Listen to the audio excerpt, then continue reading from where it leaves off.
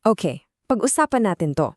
Naisip mo na ba kung ano kaya yung feeling na meron kang best friend, yung a best friend na hinding-hindi ka talaga iiwan kahit anong mangyari? Well, yan mismo ang tatalakayin natin ngayon. Sige nga, isipin mo muna yung best friend mo ngayon. Ano ba yung mga katangian niya na sobrang naa-appreciate mo? Kumbaga, ano ba yung hanap natin sa isang tunay na kaibigan, di ba? Malamang, ito yung mga sagot mo, no? Gusto natin yung kaibigan na laging handang makinig, yung tutulong sa atin kapag medyo hirap na tayo, at syempre, yung ipagtatanggol ka at hindi ka basta-basta bibiguin. Basically, isang tao na mapagkakatiwalaan natin na alam nating laging andyan, 'di ba? Through thick and thin. At alam mo ba, may sinasabi sa Proverbs na mayroong kaibigan na higit pa sa isang kapatid. Grabe no? Isipin mo yun, isang friendship na mas malalim pa, mas matatag pa, kesa sa bond nyo ng kapatid mo. Wow, sobrang deep nun. So sino tong kaibigan na to? Ang tinutukoy sa verse na yan ay walang iba kundi si Jesus.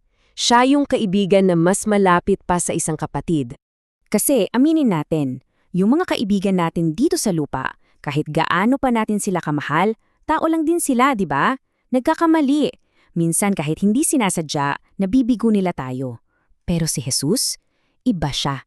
Siya yung kaibigang hindi nagkukulang, hinding-hindi kanya bibiguin at palagi siyang andyan para tulungan kang bumangon. So, ano nga ba talaga ang itsura nitong special friendship na to? Paano ba siya nagiging gabay at tagapagtanggol natin sa araw-araw? Tara, alamin natin. Okay? For example, bilang tagapayo, yung isang good friend, pag humingi ka ng advice, bibigyan ka niya ng opinion niya, di ba? Based sa alam niya. Pero si Jesus, bilang tagapayo mo, ang binibigay niya ay yung pinaka-the best na payo. Hindi lang good opinion, kundi perfect wisdom. Kasi alam niya ang lahat. Every single time. O kaya ito parang sa pagiging gabay.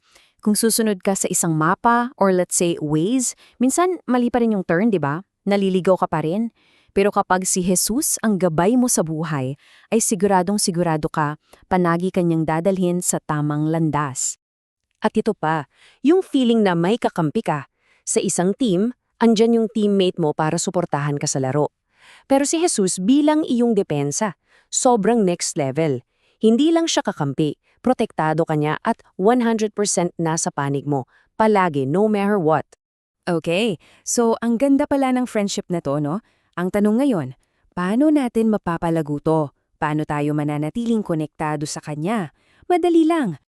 Actually, dalawang simpleng bagay lang. Una, lumapit ka sa kanya araw-araw. At pangalawa, buksan mo ang puso mo. Yun lang, parang kausap mo lang yung best friend mo, di ba? Sinasabi mo lahat, walang preno, walang filters, ganun lang din sa kanya. At itong espesyal na ugnayan na to, may tawag dyan. Ito yung pakikipag-isa o sa English, communion. Huwag kang ma-intimidate sa word ha. Ang ibig sabihin lang yan ay ibinabahagi mo ang buhay mo, yung mga iniisip mo, yung nararamdaman mo kay Jesus.